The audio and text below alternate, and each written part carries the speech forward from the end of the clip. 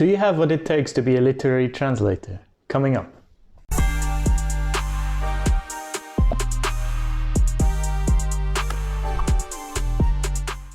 Hello and welcome back to the Freelanceverse. As you can see, I'm in a new surrounding. I moved flat. I'm in my new office. Nothing is set up properly yet, but I'm just filming this quick intro for episode 3 of the series Specialized on my channel. This week we have 3 experts in the field of literary translation on the channel. This has been a highly requested episode, so I hope you enjoy it. It was still filmed in the old flat, so you will see the switch when we go to the experts. Throughout the videos, you will progressively see my office evolve in this new space. I hope you will like it. Yeah, enjoy this episode. We had a great talk with the 3 panelists. Hope you enjoy. So, welcome back, everyone. We are back with episode 3 of the series Specialized on my channel. Today we have 3 literary translators on the channel. Thanks so much, everyone, for taking the time. We have Tina, Rachel, and Dejla. So why don't you guys introduce yourself and tell the people who you are, what is it you're doing. Dejla, would you like to start? Sure. I'm Dejla. I'm from Freiburg, Germany, and I'm an emerging literary translator from English to German. I studied English and American studies as well as rhetorics, which is rhetoric for those of you who speak German. And I worked as a copywriter before for an advertising agency. And then I basically decided to become a literary translator, and I'm still new to the field. Yeah, you haven't started that long ago, you told me, right? When did you start? Like half a year ago. Okay, nice. Rachel? So I've been translating since 2003, which is quite a long time. I translate from mostly German, occasionally French into English. I'm based in Wymondham, which is just outside Norwich in Norfolk in the UK. And I translate a lot of crime fiction and children's books. Nice. All right. And Tina? Hi, I'm Tina. I've been a literary translator since 2004, so also quite a while. I am from the United States originally, but I've been in the United Kingdom for about 11 years now, in Durham, which is in the north, just south of Newcastle. Mm-hmm. And I've translated close to 30 books, mostly fiction, a little bit of nonfiction. Nice. So interesting. It's been a very highly requested specialized episode on my channel. I get the question all the time, like, how do I become a literary translator? And I have to tell them I have no idea. That's why I have you on today. So Tina, could you tell the people a bit, like, how did you get into this? Well, I was translating commercial material for the most part, but had always been attracted to literary translation because I'm a big reader. I also enjoy writing, and it seemed like a perfect marriage of all of the interests to get into literary translation. I translate from the French. You'll hear a different story from any translator you ask, but the way I started, I self-published a novel that was in the public domain. It was a 19th century novel by Georges Sand, and I had it self-published by a company in Canada called Trafford. And then I was able to sell that book to a mainstream publisher. I contacted a bunch of agents, was able to get an agent on the strength of the translation, and then that book was sold and led to further mainstream contract. Wow, okay. And for you, Dejla, what was you recently started. Have you been working as a translator before, or literary was your first choice? Literary was definitely my first choice. I feel like a lot of people get into it because they love reading. Tina just said it. I wasn't that much of a book person, but I was definitely like a writing person. Like I always wrote poetry and stuff like that. But to me, translating is even more fun than other forms of creative writing because you don't work off of a blank page, like you have a whole text to dissect. And also, literary translation to me is more fun than technical translation because you get way more time to actually get into the text. Like in technical translation, you sometimes only have like a week or even a day to translate something. And also like it seems fun, like the prospect of traveling for fellowships or like attending readings and all of that stuff. For sure, yeah. And now you are still in the process of getting into the industry. I assume it's not that easy, right? So what were your first steps into becoming a literary translator? I feel like in Germany, it's either you translate from a small language or like a less widely spoken language like Arabic, or like, as I said, a small language like Macedonian or whatever. And in that case, editors kind of rely on you to pitch books to them because they can't read those languages. But because I translate English and most editors can read English, they already have their like set translators and they already have their books that they want to translate or that they want to have translated from that language.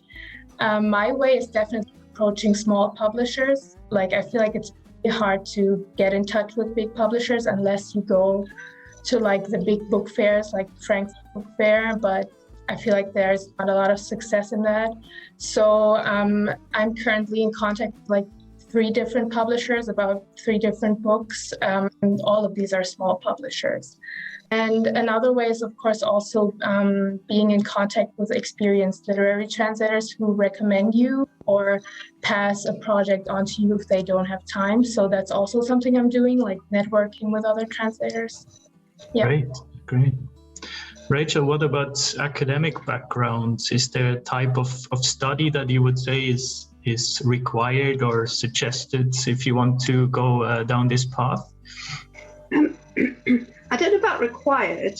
A lot of people obviously do have an academic background. So I did my degree in modern languages, and at the end of the final year there was a translation unit, which was the most fun out of anything that we've done over the course of my degree. And so I sort of thought, actually, this is something that I quite like to do, because like the others are like reading, and I've always liked sort of puzzles and codes and word games and things. So I studied at UEA, and UEA has an MA in literary translation. Nice. They now also have an MA in applied translation, but back in sort of 2001-2, it was only the literary one. So I sort of, and I wanted to stay in Norwich, so I applied to do that. I think a lot of people do have an MA in translation or in literary translation, but I also know there's a lot of people don't. So I don't. You don't, okay. Yeah. I don't think there's a requirement for that. I guess not really. I mean, I also don't have an MA in translation. I have a BA and then an MA in another field where I then specialize in. But I guess in literary, that's kind of I mean, you could then major in literature, I guess. I mean, that's also an option. Dejla just mentioned that one of her clients or several of her clients are publishers. And would you say, Tina, that that's the most common clients that you have as a literary translator, publishers? Yes, for me by far. I have reached the point where it's often publishers will approach me, or I will pitch a project directly to a publisher. If there's a book that I think, is really worth translating into English and has a good chance of being successful, I will kind of take it under my wing and put together a proposal and pitch that book. Yeah, that actually I think is very common among literary translators. We end up doing a lot of the scouting work ourselves. A lot of editors won't speak a second language, or maybe they'll speak one second language, but not more than that, and have a whole range of foreign languages that books are being published in that are worth translating. And so how does that process work then? Do you contact the author or the publisher, or how that? Yeah, it's usually the publisher of the foreign language version. Okay. Almost every website will have a contact for the person in charge of foreign rights. That's usually who you get in touch with and say, you know, I'm a translator and I think this book is brilliant. Would it be okay with you if I translated a sample and started shopping it around to English language publishers? Often they're thrilled because you're really doing a lot of the work for them, you know. That's so interesting. I wasn't aware of this process. But I guess it makes sense if you want to. You have to find your own work in a way, right? Yes, I would say that's. I mean, Rachel, maybe you'd agree with me. It is quite common. Yeah, I think it depends in terms of who you contact. Most of it depends a little on the language. And for German, it's the same as you're saying that you contact the foreign rights department at the original publisher, but I'm sort of aware from conversations on Twitter that doesn't work the same way for every language, but certainly for mine. My first published translation actually came from a pitch, a successful pitch, the book that I worked on for my MA dissertation, and it was absolutely literally the first children's book publisher alphabetically in the Writers and Artists yearbook who mentioned translation, which was Anderson Press. That was just absolute serendipity because the subject of the book was sort of close to the heart of the publisher there, and but unfortunately that then led me to think that this would work all the time. Yeah, of course. It works the first time. Exactly. Why wouldn't it work the other times? Exactly, but it very much doesn't. So I think that's pretty much the only thing I've ever pitched directly, which is... Really? Okay. It can take a while. I mean, I think a lot of translators will sometimes have more than one pitch on the go at the moment. You know, because it can take quite a while before you find the right publisher who's interested, and maybe you never do. I mean, that is a risk that you take. But I know several people who will have 3 or 4 pitches being considered at the same time. All right, that seems like an obstacle or a challenge that's very special to literary translation. That's super interesting, and I'm always interested in these like common traps. I also asked you beforehand if you have some common traps, common problems that you face in your content. Dejla, especially from you are kind of representing the newbie person in the circle, right? What would you say are kind of common traps in literary translation that you have to look out for when you translate? Well, since we're already talking about the whole pitching process, I feel like the thing that you think of first is just contacting like the whole list of publishers, like info at whatever publisher, and just sending out like 8 emails. That's, I think, that's not going to be successful. Like, you have to really look into the program of the publisher, or like into the types of books that they publish. That's definitely a trap when it comes to this. Now, a trap, like in the process of translating, of course, is staying too close to the original. That's the first thing that I thought.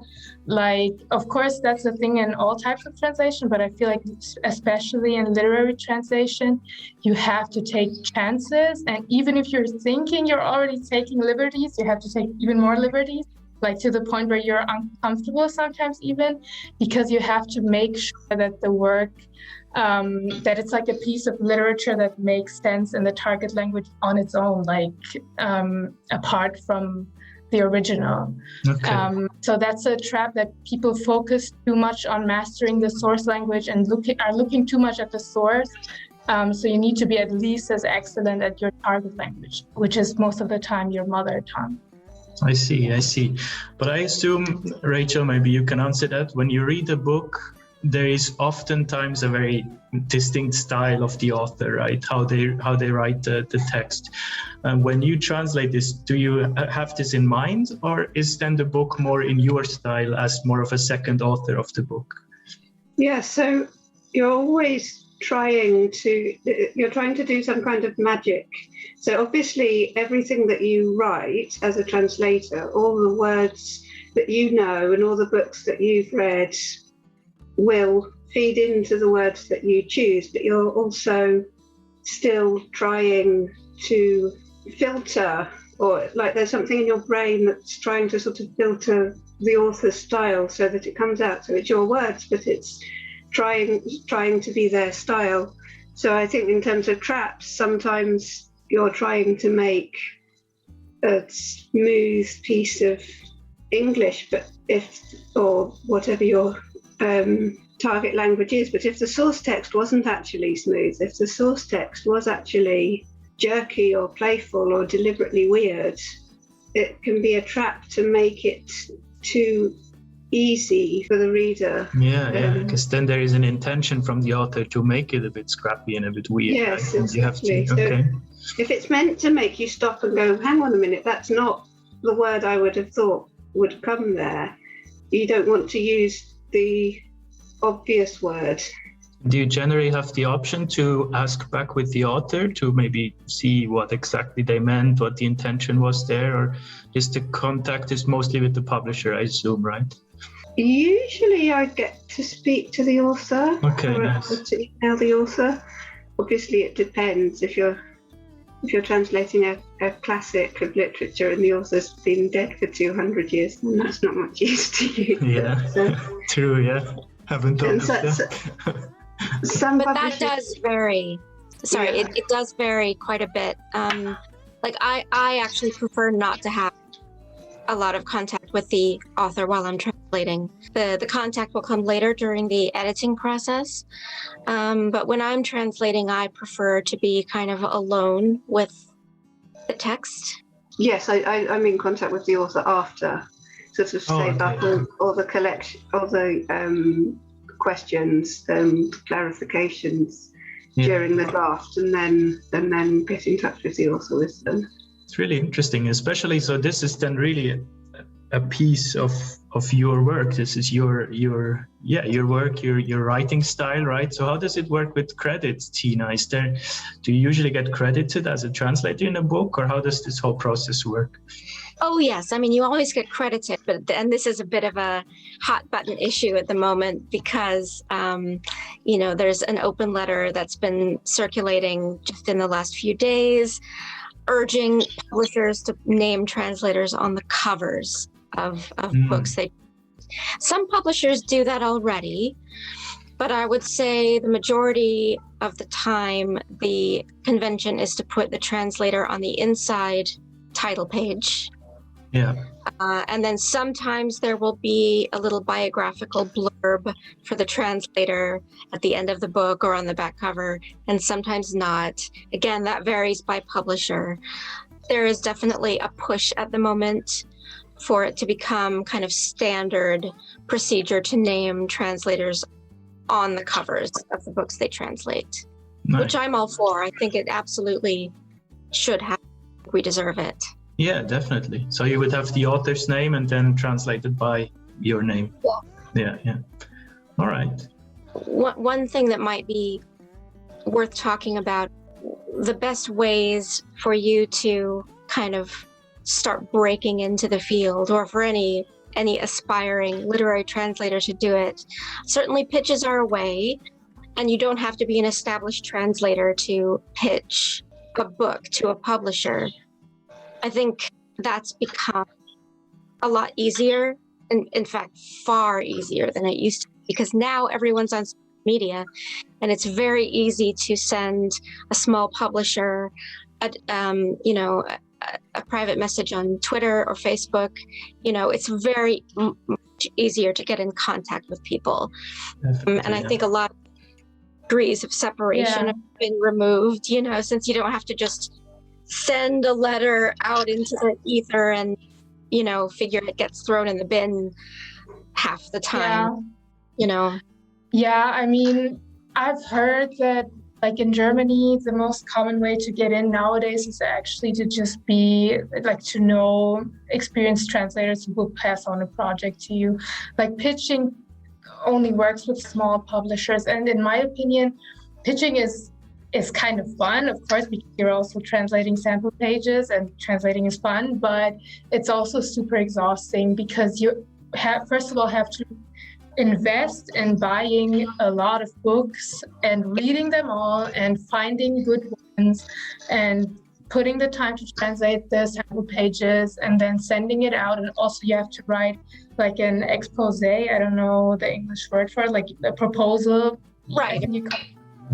Which also takes time, and like all of that whole process, and then waiting for the reply just for like the 2% chance that they will be interested in. And also like you have to find a publisher that is specifically interested in that topic. Like it's an exhausting process for like the small chance of getting recognized, you know? Yeah, of course. And it's all unpaid labor, which, you know, is definitely something to consider when you've also got bills to pay.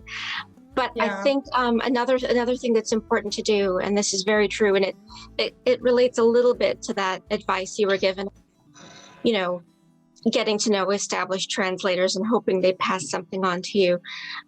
It's just establishing a name and a presence for yourself in the translation community, which I think the online translation community on social media has become quite important. And then obviously there are physical events too. I mean, not in the last year and a half for the most, but generally speaking, there are not just book fairs, although those are brilliant for making connections, but there are conferences at various universities. There are, you know, readings and book signing and all kinds of things, you know, and generally when you go to those things, you will get in touch. You'll get to know other translators and also grants. Like in Germany, you have a lot of financial support for even making sample translations, and like even before having a contract with a publisher, you can apply for certain grants in Germany to just make the proposal and make the sample. There's also new books in German. We have sorry, I don't mean to take up the whole thing, but I would just mention one other thing. I'm the co-founder of a YouTube channel called Translators Aloud. I don't know if you've heard of it, but yes, I've seen it. Yeah, but we have a whole designated playlist, books that are seeking a publisher. So that can be used as part of a pitch or just as a way of kind of getting the word out about, you know, a book that you really want to get put into English. Although we have playlists for translation from English to other languages as well. But New Books in German, for example, does a lot of features with us, and so they send us readings of translators, reading excerpts from books that don't have a publisher yet, but they have funding for it if a publisher were to pick them up. So it's just another tool you can use to kind of get your work out there. It's great. I wasn't aware that you were behind this channel. That's amazing. I will put it in the description, of course. Everyone can check it out. So interesting. Rachel's done a few readings for us. Yeah, similarly to sort of to pitching and networking, one piece of advice that new translators are often given is to offer to do readers' reports for publishers. You contact a publisher and let them know that you're available to do that, which basically involves reading a book for them that they've got in a language that they can't read themselves, and then writing a report, which sometimes it's sort of basically a plot synopsis, and sometimes it's more focused on whether you think it will sell, or what it could be compared to, or just your opinion of whether it's any good or not. And exactly what publishers will want in a report varies. And it's not exactly well paid for quite a lot of hours of work, but it is definitely a way to get yourself known by publishers, and a way that publishers can get to know your tastes, and you can get to know their lists and their tastes. One thing I wanted to touch on before we have to finish already, I often read on social media and on like forums of translators that it is of course the most beautiful and most romantic type of translation, literary translation, but that it is often not fairly paid, not compensated enough. Do you have any thoughts on that? Is that a misconception? Is that unfortunately true? Yeah, I mean, it varies. Again, obviously, I think it's a lot better than it used to be in the UK, at least. I know that in Germany, literary translation doesn't tend to be as well paid as here. Yeah, it's actually worse in Germany than it used to be. Yeah, and Okay. yeah, when I do sample translations for German publishers, the rates that they sometimes want to pay is a bit, oh my goodness. Really? And then they'll say, oh, but that's what they pay their translators all the time, sort of thing. So it's interesting because in technical contents, the German market seems to be quite well paid. Yeah? And to finish off the video, I always like to ask my guests this question. Is there a word of advice that you have for people that are watching that think, I really would love to translate books for a living, and advice that you wish you knew before you started? Maybe Dejla, it's still fresh on your minds. Maybe you have something very important for everybody watching. Well, check your spam folder is one, but like on a serious note, you need patience, I feel like, or like stamina, because from finding a book, pitching a book, waiting for responses, waiting until contracts are negotiated with the original publisher, all of that could take like a lot of time. So you need patience, and make sure you go to a lot of events and meet people, because you never know, like, who knows who and who can pass your sample on to whoever. So that's definitely number one advice. Make sure you're seen. Tina's words of wisdom. I would echo that, really. I mean, you absolutely need to establish, as I said earlier, establish a presence in the community. And that's, there are various ways of doing it. There are translation events, there's social media, and there is, as Rachel said, the contacting of publishers and offering to do readers' reports. But it does take time. Absolutely. There are no overnight literary translation. Yeah, same as with every specialization, I assume. Yeah. And Rachel, to finish it off.